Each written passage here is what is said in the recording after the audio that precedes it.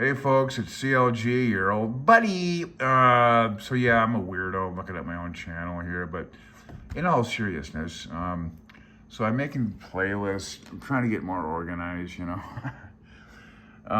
So if you like the 1950 Radio Amateurs Handbook one I'm doing, so what I'm gonna do is show you how that one goes.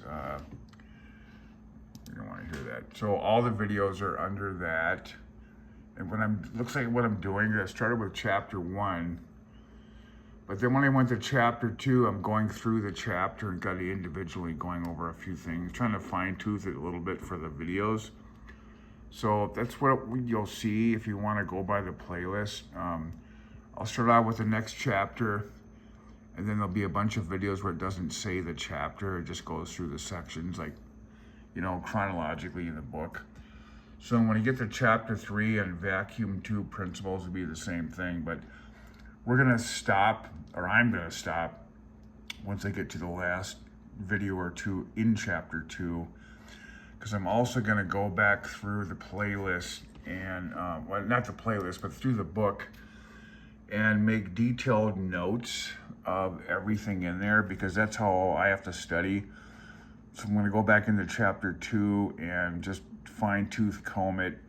And I'm gonna make a bunch of notes on grid paper, just jot down, sketch the formulas and try to make sense of what they mean. And what I'm gonna do also is put all those pages in PDF form. So if you wanna download them, you can, and you know, to go along with the chapters.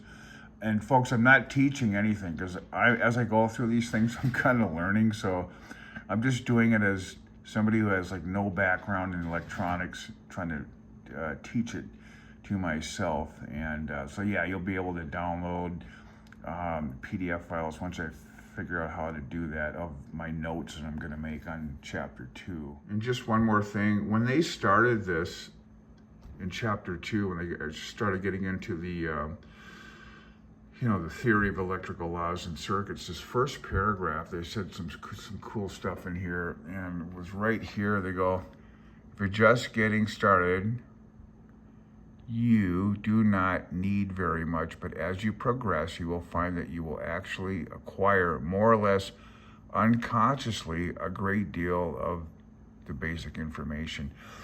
And that's kind of what it's happening, provided you study, you know. But that's kind of what's happening to me. I think just cruising over chapter 2 for the second time now, I'm starting to kind of put stuff together in my mind though. So that's a good statement, and I think that's true. It just takes some effort.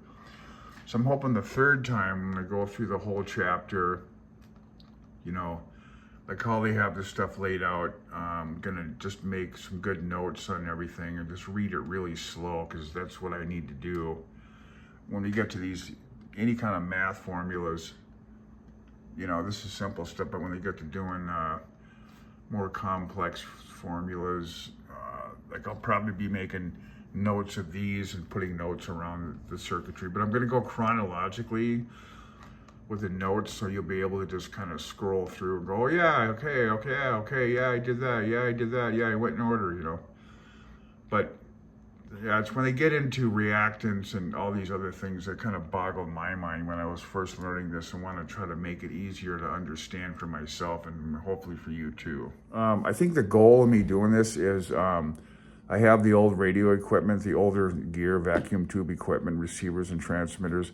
I would like to, I'm not on the air right now, but I would like to just take this time to kind of learn this older electronics theory from the 50s, because it's the key to, I think, to the understanding what's going on in that older radio gear, and hopefully be able to work on it too. So there you go, folks. That's my latest little bit here, and hope you're enjoying this stuff. If not, I mean, I don't know what else I could do, but anyway, have a good day. 73 from your old pal, CLG. Oh yeah.